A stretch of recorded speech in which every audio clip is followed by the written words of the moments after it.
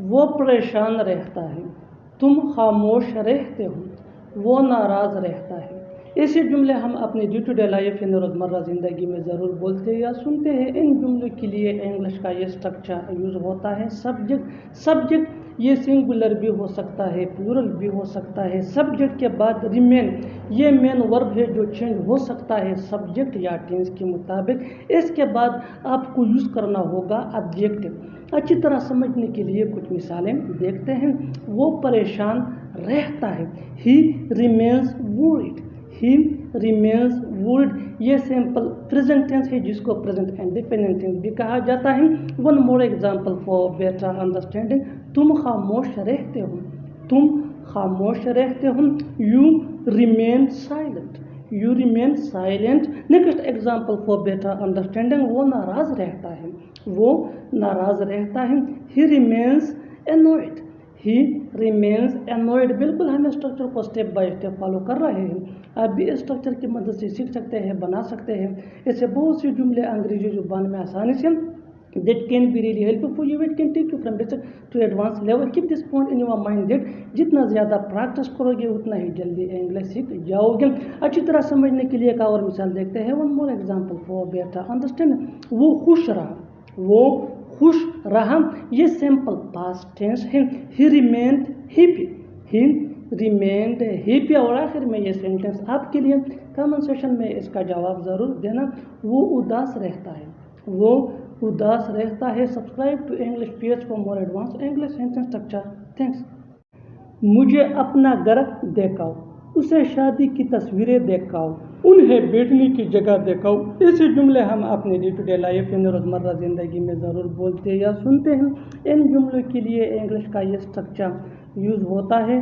شو کے بعد object pronoun یعنی می، اس، یو، ہیم، ہر، دیم، اس کے بعد ادر ورڈز اگر ہے تو۔ اچھی طرح سمجھنے کے لیے کچھ مثالیں دیکھتے ہیں۔ مجھے اپنا گھر دکھاؤ، show me your house, show me your house. Me یہ آبجیکٹ پروناؤن ہے۔ اسے شادی کی تصویریں دکھاؤ، show her the wedding picture, show her the wedding picture. Her یہ بھی آبجیکٹ پروناؤن ہے۔ Next example for better understanding, انہیں بیٹھنے کی جگہ دکھاؤ، show them sitting place, show them sitting place. Them یہ بھی آبجیکٹ پروناؤن ہے۔ بالکل ہم اسٹرکچر کو اسٹیپ بائی اسٹیپ فالو کر رہے ہیں، آپ بھی اسٹرکچر کی مدد سے سیکھ سکتے ہیں، بنا سکتے ہیں۔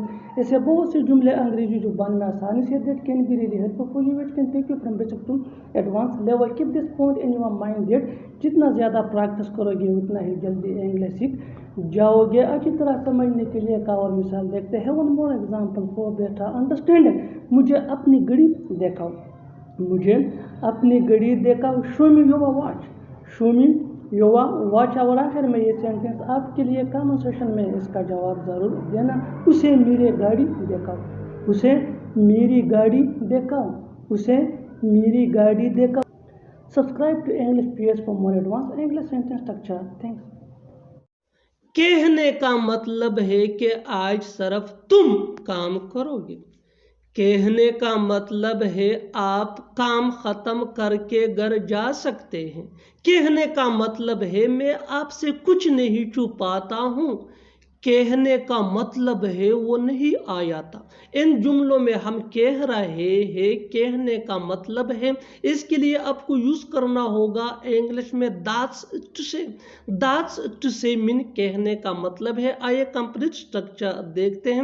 that's to say plus sentence, sentence یہ سچویشن کے حساب سے ہوگا، اور that's to say یہ وہی کہ وہی رہے گا، which مین کہنے کا مطلب ہے۔ that's یہ that is کا شارٹ فارم ہے، کنسٹرکشن ہے۔ اچھی طرح سمجھنے کے لیے کچھ مثالیں دیکھتے ہیں۔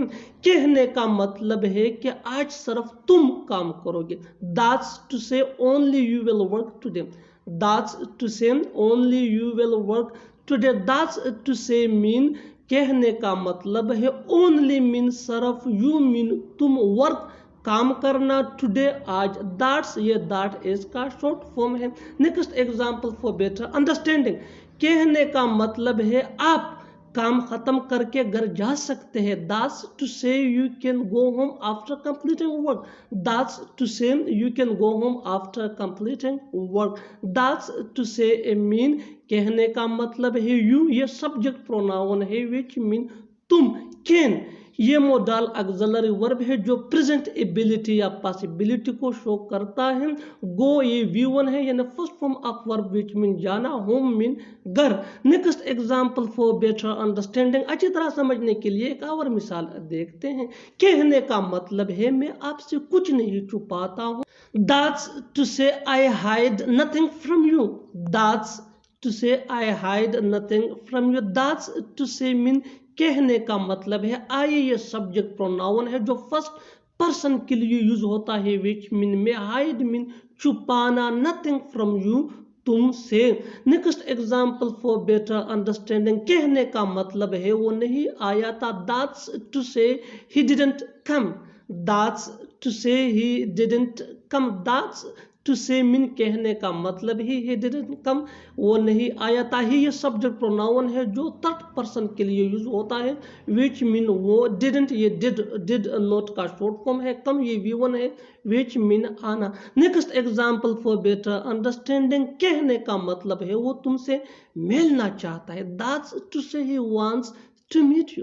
That's to say he wants to meet you. He ये सब्जेक्ट प्रोनाउन है जो थर्ड पर्सन के लिए यूज होता है विच मीन वो जो मेल को रिप्रेजेंट करता है, जिसको हम मेल के लिए यूज करते हैं।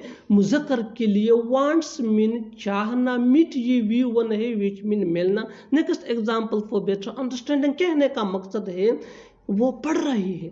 कहने का मकसद है वो पढ़ रही है। That's to say she is studying. That's to say she is studying. She ये भी सब्जेक्ट प्रोनाउन है और ये भी थर्ड पर्सन के लिए यूज होता है विच मीन वो, लेकिन ये फीमेल को रिप्रेजेंट करता है। और आखिर में ये सेंटेंस आपके लिए कन्वर्सेशन में इसका जवाब जरूर देना।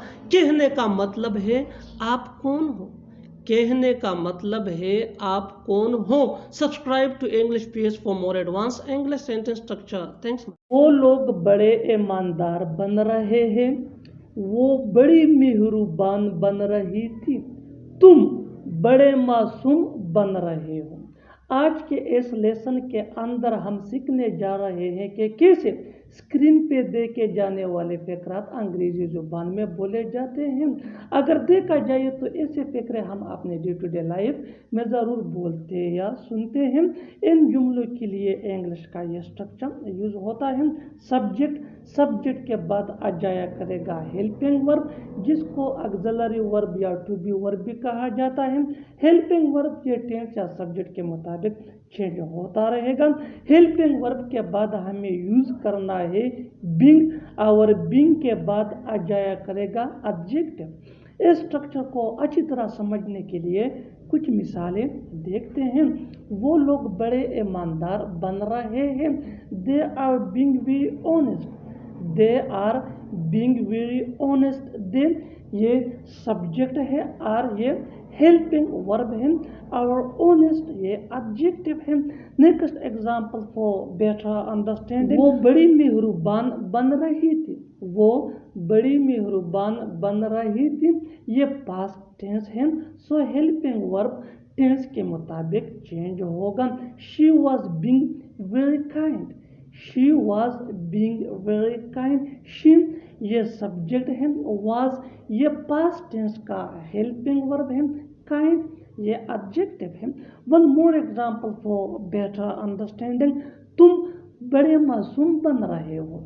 तुम बड़े मासूम बन रहे हो यानी तुम मासूम बनने की कोशिश कर रहे हो। मासूम नहीं हो लेकिन मासूम बनने की कोशिश कर रहे हो। You are being very innocent. You are being very innocent. Innocent mean मासूम, बेगुनाह। One more example for better understanding, वो खामखा पागल बन रहा था। वो खामखा पागल बन रहा था। He was being made for nothing. He was being made for nothing. बिल्कुल हम स्ट्रक्चर को स्टेप बाय स्टेप फॉलो कर रहे हैं। आप भी इस स्ट्रक्चर की मदद से सीख सकते हैं, बना सकते हैं ऐसे बहुत से जुमले अंग्रेजी जुबान में आसानी से that can be really helpful for you, which can take you from basic to advanced level. Keep this point in your mind that जितना ज़्यादा प्रैक्टिस करोगे उतना ही जल्दी इंग्लिश सीख जाओगे। अच्छी तरह समझने के लिए एक और मिसाल देखते हैं। One more example for better understanding. वो बड़ा सा ही बन रहा है, वो बड़ा सा ही बन रहा है। He is being very generous, he is being very generous. Next example for better understanding, वो आज मददगार बन रही है, वो आज मददगार बन रही है। She is being helpful today, she is being helpful today. और आखिर में ये फकरा आपके लिए कमेंट सेक्शन में इसका जवाब ज़रूर देना। तुम बहुत होशियार बन रहे हो, तुम बहुत होशियार बन रहे हो। Subscribe to English PS for more advance English sentence structure.